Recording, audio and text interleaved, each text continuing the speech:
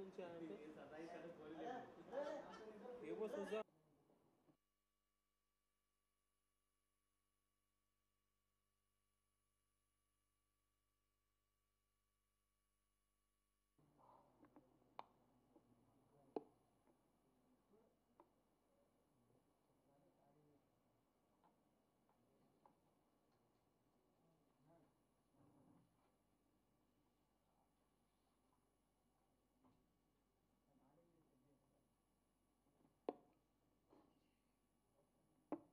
Start చేద్దామా?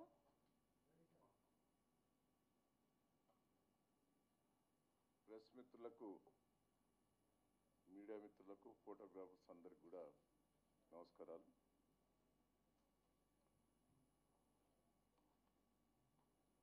ఈరోజు Mahanadu start అయింది వైజాగ్ లోపల. నిన్న జైపాల్ రెడ్డి గారు ఒక ప్రెస్ మీటింగ్ పెట్టారు.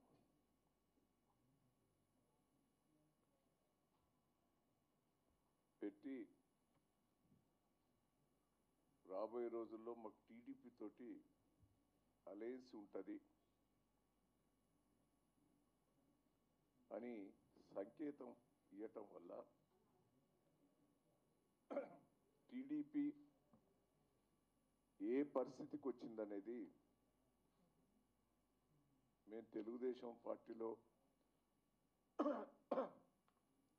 మొదటి నుంచి పనిచేసిన వాళ్ళం. ఈరోజు గోపి కానీ, కృష్ణారెడ్డి గారు కానీ, నేను తెలుగుదేశం పార్టీ వ్యవస్థాపకం.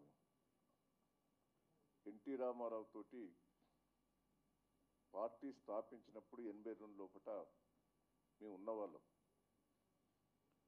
పార్టీ జెండా తయారు చేసే దాంట్లో కానీ, పార్టీ స్థాపించినప్పుడు పార్టీ నియమాలు తయారు చేసే దాంట్లో కానీ మేము అందరం కూడా సభ్యులం. అంటే తెలుగుదేశం పార్టీ ఆ రోజు కాంగ్రెస్ పార్టీ ఆంధ్రప్రదేశ్ మీద, తెలంగాణ మీద ఉన్న నిరంకుశమైన ఆ వ్యవస్థకు వ్యతిరేకంగా ఆ రోజు ఎన్టీ రామారావు గారు తెలుగుదేశం పార్టీ స్థాపించడం జరిగింది. ఈరోజు మహానాడు సందర్భంలో ఒక సీనియర్ నాయకుడు జైపాల్ రెడ్డి గారు తెలంగాణ లోపట తెలుగుదేశంతో పొత్తున్న అనే సంకేతం ఇవ్వటం వల్ల తెలుగుదేశం పార్టీలో ఆంధ్రప్రదేశ్ వాళ్ళని కానీ, అక్కడో ఇక్కడ మిగిలిన తెలంగాణలో తెలుగుదేశం పార్టీ వాళ్ళను మహానాడులో మీరు ఆలోచించుకోవాల్సిన బాధ్యత ఉన్నదని కూడా ఈ సందర్భంగా మీకు తెలియజేస్తున్నాం. మేము తెలుగుదేశం పార్టీ మీద గెలిచిన వాళ్ళం. ఎమ్మెల్యేలం 12 మంది టీఆర్ఎస్ పార్టీలో విలీనం చేశాం. మేము పార్టీ మారలేదు. ఆ విలీనం చేసినా ఇక్కడ తెలుగుదేశం పార్టీ లేకుండా పోయింది. అప్పటి నుంచికి ఇక్కడ తెలుగుదేశం పార్టీలో మేము ఒక కార్పొరేటర్ సీటు కూడా గెలిచే పరిస్థితి లేదు, ఒక వార్డు నెంబర్ కూడా గెలిచే పరిస్థితి లేదు. తెలుగుదేశం పార్టీ శ్రేణులంతా కూడా మాతోటే రావటం జరిగింది. ఇప్పుడు ఉన్న వాళ్ళంతా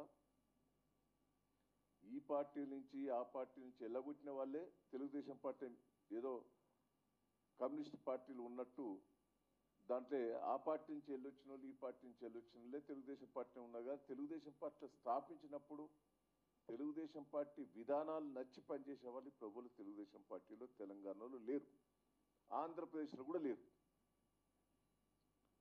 చంద్రబాబు గారు కూడా పార్టీ స్థాపించినప్పుడు లేడు. పార్టీ అధికారంకి వచ్చిన వాళ్ళు ఇవాళ మేము స్టేజ్ మీద చూసినాం ఇంతసేపు.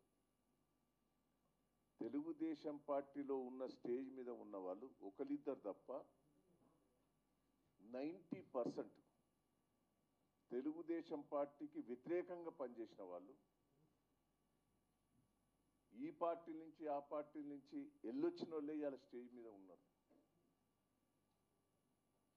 తెలుగుదేశం పార్టీ పూర్తిగా నాశనం చేశారు.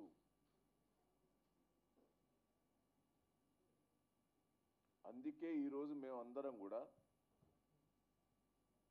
ఇది మాకు ముందే తెలుసు, మాకు ఇదంతా ముందే తెలుసు. చంద్రబాబు గారి యాక్టివిటీస్ అన్నీ మాకు అర్థమైనాయి.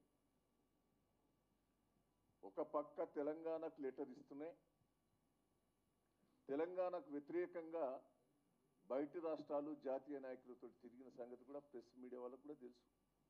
అయినా మేము ఓపిక పట్టాము. అప్పుడు తెలంగాణ బిల్లు ప్రవేశపెడుతుంటే పార్లమెంట్ లోపల నేను అక్కడ స్వయంగా ఉన్న ఎక్స్ఎంపీగా నేను అక్కడ హాజరైనా. పార్లమెంట్ లోపల ఉన్న బయట చంద్రబాబు గారు ఆ బిల్లును ఎట్లా ఆపాలి అనే అద్వానీ గారితో వాళ్ళతోటి చర్చలు జరిపే సందర్భం చూసినప్పుడు మనసు మాకు క్షోభపడ్డది. చంద్రబాబు గారి మీద మాకు కోపం అనేది కాదు, ఆయన చేష్టలు, ఆయన పద్ధతి ఎవరికి కూడా నచ్చదు. తెలంగాణ వ్యతిరేకంగా పనిచేశాడు ఆయన. తెలంగాణలో తెలుగుదేశం పార్టీ లేకుండా పోయినందుకు కారణం ఆయన చేసే నిర్ణయాలను బట్టే మేము అందరం కూడా బయటికి రావడం జరిగింది. ఈరోజు మేము ఒకటే అంటున్నాం, రేవంత్ రెడ్డి ఏ పార్టీ నుంచి వచ్చాడు? తెలుగుదేశం పార్టీకి ఆయన ఏం చేశాడు శ్రమ? ఇలా తెలుగుదేశం పార్టీ తెలంగాణ నాశనం అయ్యేందుకు కూడా ఆయన కొంత కారణం. చంద్రబాబు గారి విధానాలు కొంత కారణం అయితే దాన్ని నాశనం చేసే దాంట్లో పాత్ర రేవంత్ రెడ్డి గారి పాత్రే ఉన్నది. ఈ తెలుగుదేశం పార్టీ కార్యకర్తలందరూ కూడా తెలుసు, తెలంగాణ ప్రజలందరూ కూడా తెలుసు. ఈరోజు జైపాల్ రెడ్డి గారు ఒక సీనియర్ నాయకుడు. నేను ఒకటే అంటున్నా జైపాల్ రెడ్డి గారిని, రేవంత్ రెడ్డి గారు మీకు అల్లుడు కాబట్టా, మేనల్లుడు కాబట్టా నీకు అంతా తెలుసు. ఇద్దరు మామ అల్లుళ్ళు కుమ్ముక్కయ్యి టీఆర్ఎస్ పార్టీ మీద మీరు ఏమైనా చేయదలుచుకున్నారా? టీఆర్ఎస్ పార్టీని మీ నుంచి కాదు, ఎవరి నుంచి తరం కాదు.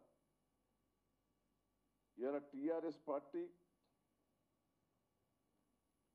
కేసీఆర్ గారు తెలంగాణ తెచ్చిన దాంట్లో మొదటి పాత్ర ఆయనదే. తెలంగాణ రావటానికి ఆయనే కారణం. ఆయన అభివృద్ధి పనులు చూసే, ఆయన చేసే మంచి పనులను చూసే మేమందరం కూడా తెలుగుదేశం పార్టీని విలీనం చేశాం. ఈరోజు రాష్ట్రంలో వేరే పార్టీ అనేది లేదు, అది ఉండదు కూడా, డిపాజిట్ కూడా రాదు.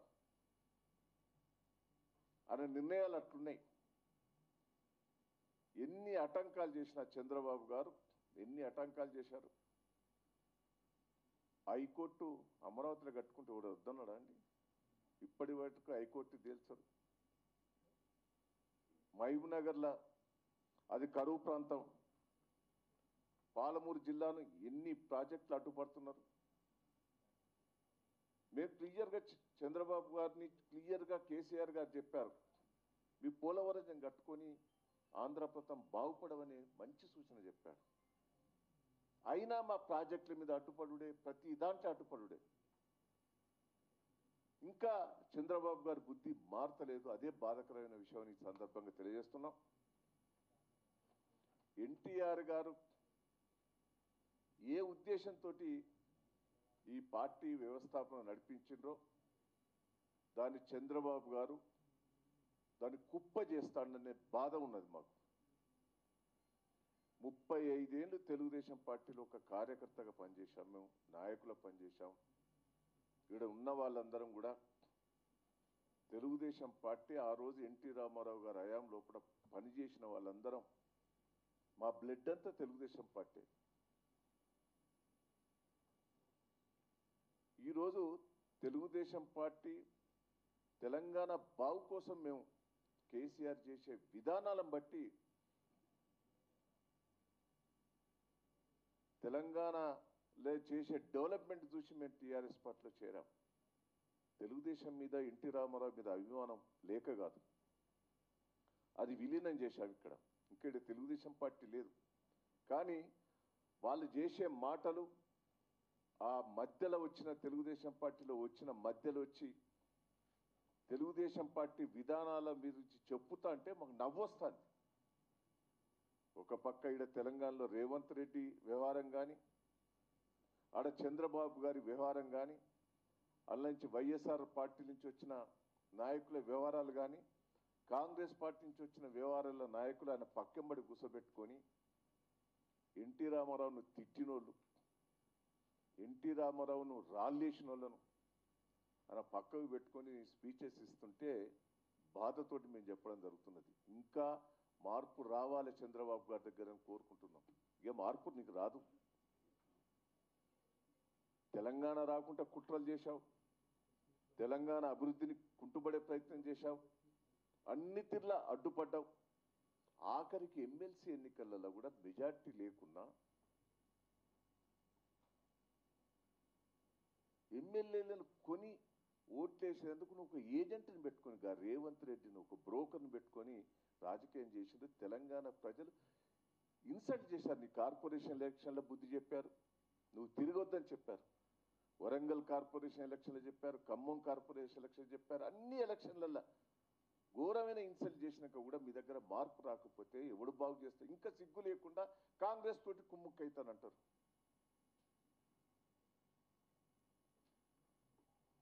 9-10 షెడ్యూలను కూడా అడ్డుపడుతున్నవే. ఈరోజు ఒక్కసారి ఆలోచించాలి, కరెంటు కష్టాలన్నీ తీర్చింది ఎవరు?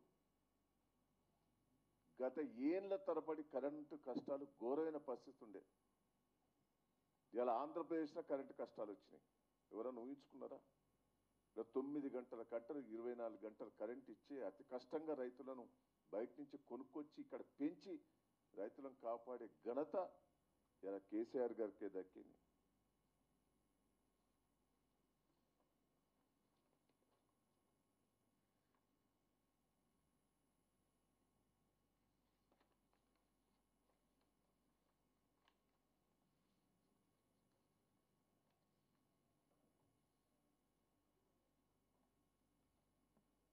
మీరంటే మా అందరికీ ఒక గౌరవం.